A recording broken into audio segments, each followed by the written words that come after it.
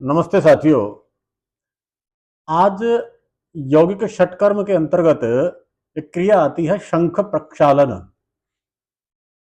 शंख आपने देखे होंगे, शंख को धोते हुए पुजारी लोग उसके अंदर एक तरफ से जैसा पानी डालते हैं वैसा ही पानी दूसरी तरफ से निकलता है। उसी प्रकार हम जैसा पानी मुख से डालेंगे वैसा ही गुह्य द्वार से, गुदा द्वार से, मल द्वार से बाहर निकलता है हमारे एनस पार्ट से। तो उस क्रिया को शंख प्रक्षालन कहते हैं। इस क्रिया के अंदर कुछ आसन विशेष किए जाते हैं, कुछ पेय पदार्थ लेने होते हैं। सामान्यतया गुनगुना पानी, उसके अंदर सेंधा नमक और नींबू डाल करके लिया जा सकता है। विभिन्न रोग की स्थिति में जिन्हें मानो जोड़ों का दर्द है बहुत ज्यादा, वो नींबू नहीं डालना चाहिए उनको। नींबू उनको नुकसान करेगा, जोड़ों का दर्द बढ़ जाएगा। और जिन्हें उच्च रक्तचाप रहता हो, हाई बीपी रहता हो, हाइपरटेंशन की समस्या हो, वो नमक का प्रयोग ना करें, केवल नींबू डाल लें। और जिनको दोनों ही दिक्कत हो तो वो केवल और केवल गुनगुना पानी ले लें। ये सामान्य सिद्धांत है। अपवाद रूप में जिन्हें बहुत ज्यादा जोड़ दर्द की समस्या है वो कुछ मात्रा में निर्गुंडी का रस जल में मिला सकते हैं, अथवा पारिजात का जल मिला सकते हैं, अथवा पीड़ांतक क्वाथ का थोड़ा सा अंश उसमें डाल सकते हैं। जिन्हें हृदय रोग हो वो अर्जुन क्वाथ का कुछ अर्क उसमें डाल सकते हैं। जिन्हें एसिड की समस्या हो वो थोड़ी मात्रा इसमें सौंफ का अर्क डाल सकते हैं। यानी आपको जो रोग है उससे संबंधित द्रव्य कुछ मात्रा में इसमें डाला जा सकता है। बाकी सामान्य मैंने आपको बताया, सेंधा नमक और नींबू। रोग की स्थिति जान करके उसमें थोड़ा बहुत कम ज्यादा अथवा कोई चीज घटाना, कोई चीज बढ़ाना की जा सकती है। इस बात का ध्यान रखिएगा। वो आप अपने वैद्य से, डॉक्टर से, चिकित्सक से परामर्श करके इस क्रिया को कर सकते हैं। दूसरी ध्यान देने योग्य बात यह होती है कि इसको कभी भी अति ठंड में और अति गर्मी में नहीं करना होता। और बरसात के दिनों में तो बिल्कुल निषिद्ध है ये क्रिया करना। बाकी असाध्य रोग की स्थिति में अर्धशंख प्रक्षालन आप किसी भी समय में कर सकते हैं। अर्धशंख प्रक्षालन का भाव ये होता है, जैसे जैसे हमने ये क्रिया शुरू की, हम इस क्रिया का अभ्यास करते हैं तो शुरू में गाढ़ा मोटा मल निकलता है, फिर थोड़ा सा पतला मल निकलता है। धीरे धीरे करते जाते हैं, करते जाते हैं, फिर पीले रंग का पानी आता है। और फिर करते करते करते करते धीरे धीरे धीरे धीरे जब आप करते जाएंगे तो अंत में बिल्कुल ऐसा ही स्वच्छ पानी जैसा मुख से आप पीते हैं वैसा ही गुह्य द्वार से निकलने लगता है। तो वो पूर्ण शंख प्रक्षालन होता है। लेकिन अर्ध शंख प्रक्षालन में इतना ही करना होता है कि आपका गाढ़ा मल और पतला मल तक निकल जाए, बस। मल मल साफ हो गया, थोड़ा पीला पानी आना शुरू हो जाए, उसी समय आप इस क्रिया को रोक देते हैं तो ये अर्ध शंख प्रक्षालन होता है। और इस क्रिया को आप किसी भी मौसम में रोग की स्थिति जान करके योग्य वैद्य अथवा किसी योग आचार्य की देखरेख में कर सकते हैं। और कुछ विशेष सावधानियां होती हैं। इस क्रिया को कभी भी आप, मैंने अभी थोड़ी देर पहले आपको बताया कि बरसात के मौसम में बादलवाई जब हो रहे हो, ऐसे मौसम में निषिद्ध होती है क्रिया, नहीं करना चाहिए क्योंकि जोड़ों का दर्द हो सकता है। दूसरा, क्रिया करते समय किसी को यदि पेट साफ नहीं हो रहा है अथवा सर में दर्द होने लग गया, उल्टी आने की स्थिति हो गई, तो आप रोक दें। दूसरे दिन या तीसरे दिन, एक दो दिन छोड़ करके फिर से प्रयास करें और आप अपने वैद्य, डॉक्टर, चिकित्सक, योगाचार्य की देखरेख में फिर से पूछ करके उस क्रिया को दोहरा सकते हैं। जिनको दस्त नहीं आता वो थोड़ा बहुत विरेचक किसी औषधि का प्रयोग कर सकते हैं। शाम को ऐसी दवा ले लें जिससे आपका पेट अच्छे से साफ हो जाए। तो थोड़ा वो अलग अलग रोगी के हिसाब से, अलग अलग व्यक्ति के हिसाब से थोड़ा प्रयोग किया जा सकता है, क्योंकि हर व्यक्ति का एक जैसा कोष्ठ नहीं हो सकता। किसी का क्रूर कोष्ठ होता है, किसी का सौम्य कोष्ठ होता है। तो वो उसके हिसाब से थोड़ा बहुत ऊपर नीचे हमें करना पड़ सकता है कि किस व्यक्ति को कैसा विरेचक देना है अथवा देने की आवश्यकता ही नहीं है। बिना विरेचक दिए भी आपका पेट अच्छे से साफ हो जाता है। इसमें मित्रों, पूर्व कर्म के बारे जहां तक बात है तो शाम के समय, जिस दिन आपको शंख प्रक्षालन करना हो उस दिन शाम के समय बिल्कुल हल्का भोजन लें। बिल्कुल खिचड़ी दलिया वगैरह हल्का भोजन लें। और जिनका क्रूर कोष्ठ हो, मानो किसी को बहुत ज्यादा कब्ज रहती हो, वो थोड़ा सा त्रिफला वगैरह या ईसबगोल गर्म पानी में कोई भी ऐसा द्रव्य आप ले सकते हैं जिससे सुबह में आपका पेट ठीक से साफ हो जाए। और जिनका सौम्य कोष्ठ है, माने जिनका क्रूर नहीं है, कब्ज जिनको नहीं रहती, उनको आवश्यकता विशेष नहीं होती है। इस क्रिया को करने का सबसे उत्तम समय होता है मार्च और अप्रैल के 15-15 दिन।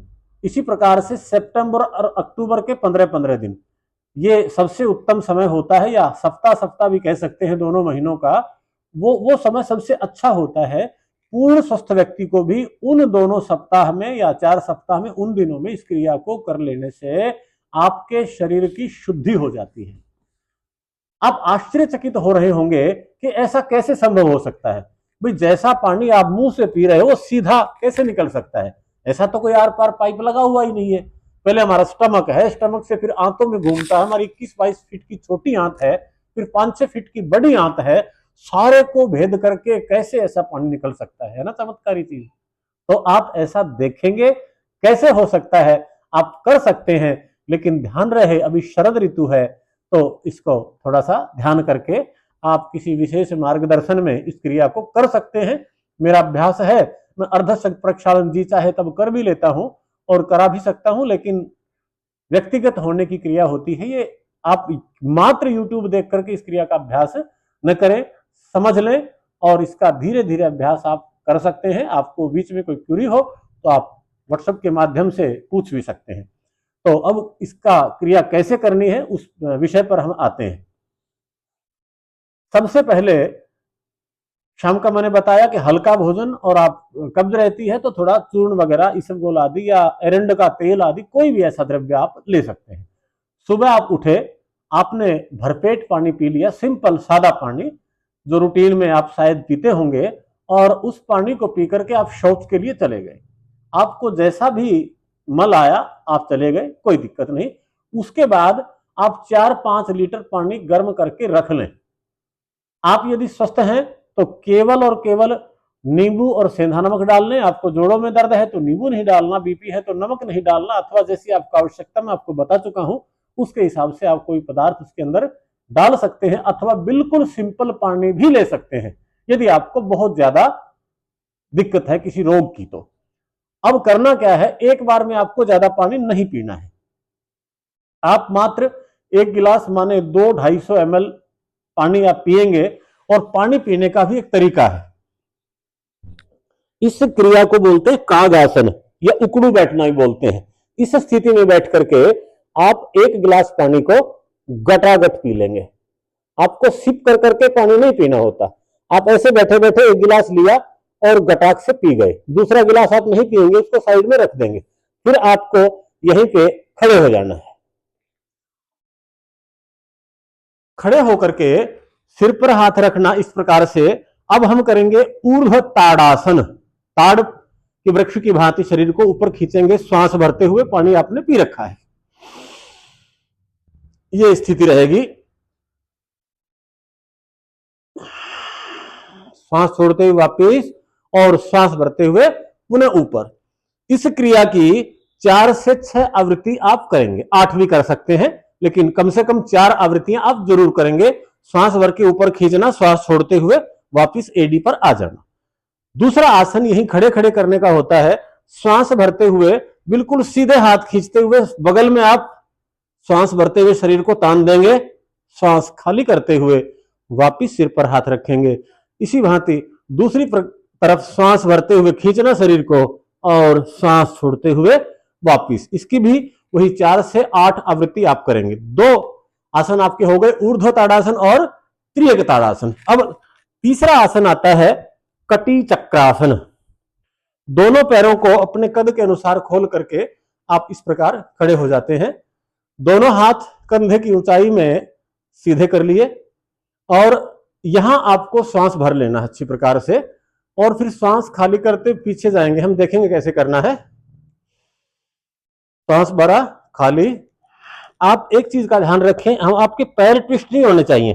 पैर कोशिश करें आपके सीधे ही रहें, इसी स्थिति में रहें, और उपरोक्त शरीर को ही हमने पीछे घुमा देना है।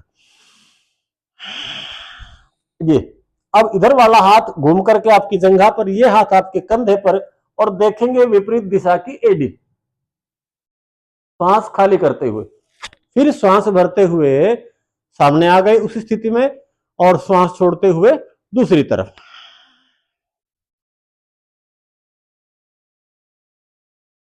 ये अभ्यास भी आप 4 से लेकर के 8 बार कर लेंगे। 3 अभ्यास हो गए मित्रों आपके, ऊर्ध्व ताड़ासन, त्रियक ताड़ासन और कटी चक्रासन। इसके बाद यही अपने कद के अनुसार पैरों को खोल करके आप बैठ जाते हैं। यदि आपका शरीर बहुत मोटा है अथवा आपको बहुत ज्यादा जोड़ों में दर्द है तो घबराएं नहीं, आपको बैठने में असुविधा होती है तो इस प्रकार से भी आप कर सकते हैं। मानो आपके नितंब टिके हुए हैं और पीछे हाथ आपने रख लिए, तो इस प्रकार से आप बैठ जाते हैं। यहां पर सांस भर लेना और एक तरफ घुटने को हम इतना झुका देंगे कि पंजे को टच करेगा हमारा घुटना, सांस खाली करते हुए।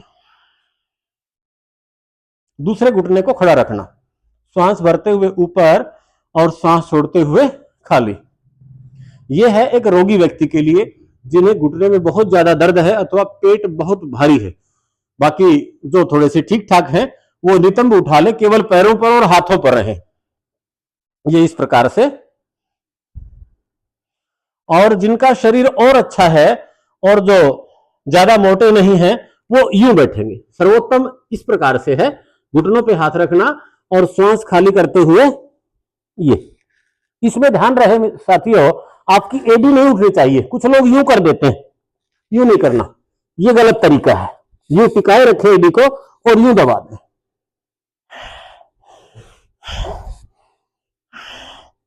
जब आप इस स्थिति में हैं तो सांस भरना और झुकते हैं तो सांस को छोड़ देना। 4 आसन हो गए हैं आपके। अब हम 5वां आसन करेंगे लेट करके। आप देखिए हम 5वां कौन सा आसन करते हैं और किस प्रकार करते हैं।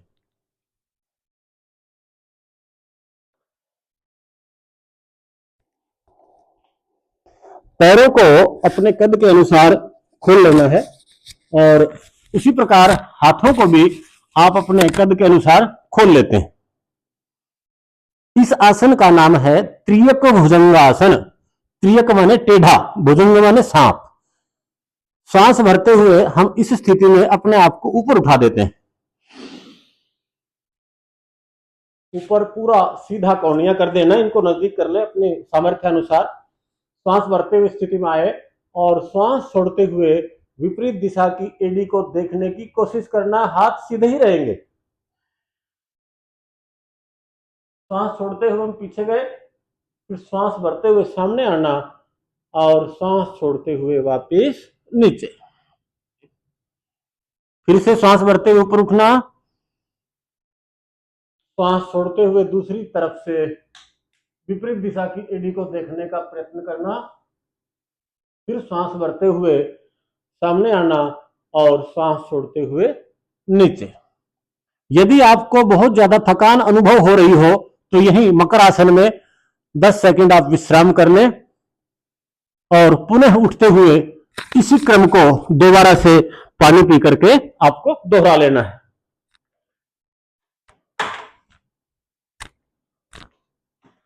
फिर से आप काग आसन में बैठते हैं, पानी पीते हैं और फिर इसी क्रम को दोहरा लेते हैं। तो साथियों, ये थी शंख प्रक्षालन की क्रिया। इस क्रिया को करने से आपके सभी प्रकार के रोग दोष शांत हो जाते हैं, शरीर की जबरदस्त शुद्धि होती है। 2-3 सावधानियां और रखनी है आपको, वो भी आप ध्यान से सुन लें। इस क्रिया को तब तक करना है जितना आप बर्दाश्त कर सकते हैं अथवा जितना आपको पेट साफ करना है। आप जबरदस्ती नहीं करेंगे। यदि आपको थकान हो जाती है तो बीच में ही इस क्रिया को रोक दें। ज्यादा से ज्यादा इतना होगा कि आपको मूत्र ज्यादा लगेगा, आपकी किडनी फिल्टर हो जाती है, आपका मूत्राशय साफ हो जाता है।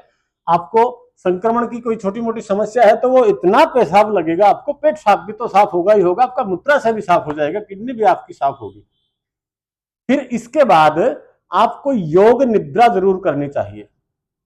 योग निद्रा पर भी एक दिन प्रयत्न करेंगे।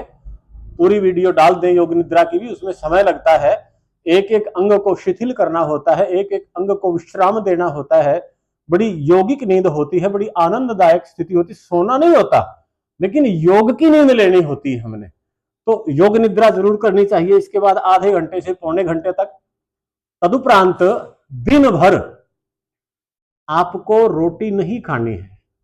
कोशिश करें एक दिन तो कम से कम आप रोटी नहीं खाना, मूंग और चावल की खिचड़ी खानी है, और खिचड़ी में अच्छी प्रकार से पुष्कल मात्रा में घी डाल करके, जितना अधिकतम आप घी खा सकते हैं उतना घी डाल करके आप खिचड़ी खाएंगे। क्यों? क्योंकि आपकी आंतें, आपका स्टमक सब कुछ रूखा हो जाता है, सूखा हो जाता है। नमक वहां की सारी गंदगी को हटा देता है, स्वच्छ कर देता है, साफ कर देता है। तो नमक के जाने से खुश्की आ जाती है, वहां पर लुब्रिकेशन करना आवश्यक है। मानो आपने इंजन की सर्विस तो करा ली, डीजल से अथवा मिट्टी तेल से अथवा किसी भी केरोसिन वगैरह के तेल से आपने इंजन को साफ करवा लिया और आपने ऑयलिंग नहीं की, मोबिल ऑयल नहीं डाला, तो इंजन खराब हो जाता है। उसी प्रकार आपका ये इंजन भी आपको अच्छा रखना है तो उस दिन भर जब भी आपको 2 से 3 बार खिचड़ी खानी है, अच्छी मात्रा में घी डाल करके ही खाइएगा। ज्यादा से ज्यादा घी खाएं आप, हल्दी जरूर डालें खिचड़ी में थोड़ी सी, और अच्छी मात्रा में घी डाल करके पतली पतली खिचड़ी खाना, जिसको आप पी सके उठा करके, बहुत गाढ़ी नहीं खाना। और उस दिन कोई श्रम का काम नहीं करना, कोई मेहनत मशक्कत का काम आपको दिन भर नहीं करना, आप विश्राम रखेंगे। यदि तेज धूप है, गर्मी है, तो आप धूप में नहीं निकलेंगे, और यदि ठंड है बहुत ज्यादा तो आप ठंड में नहीं निकलेंगे, अन्यथा आपके शरीर में विकार आ सकते हैं, कई सूजन शरीर में आ सकता है। तो इस बात का विशेष ध्यान रखें। आप रेस्ट रखेंगे और बहुत मेहनत का काम भी आप दिन भर नहीं करेंगे। आप कोई दुकान, व्यवसाय, ऑफिस का काम करते हैं तो उस दिन उस काम से आप विश्राम ले लें, छुट्टी ले लें। इतना आप कर लेते हैं तो मैं समझता हूं आपके सारी की सारी समस्याओं में आपको जबरदस्त लाभ होगा। क्योंकि होता क्या बीमारी में, सामान्य सी बात है, कहीं एयर बबल रुकते हैं, ब्लड का सर्कुलेशन कहीं रुकता है, अथवा कोई और शरीर में टॉक्सिन्स जमा हो जाते हैं, उसके कारण रोगी हो जाते हैं। और इस क्रिया के करने से सारे तो विकार हमारे निकल जाते हैं ना मलमूत्र के रास्ते से, हम ठीक हो जाते हैं। तो आप जरूर इस क्रिया का अभ्यास करें और आप स्वस्थ रहें। आपको इस क्रिया के बारे और कोई जानकारी लेनी हो, कुछ पूछना हो, आप हमसे व्यक्तिगत संपर्क कर सकते हैं, अथवा आप हमारे व्हाट्सएप पर डाल करके भी पूछ सकते हैं। आपका अपना रणधीर योगार्थी, पतंजलि मेगा स्टोर, चरखी गेट, चरखी दादरी, हरियाणा। हमारा फोन नंबर नोट करें 8950096227। धन्यवाद।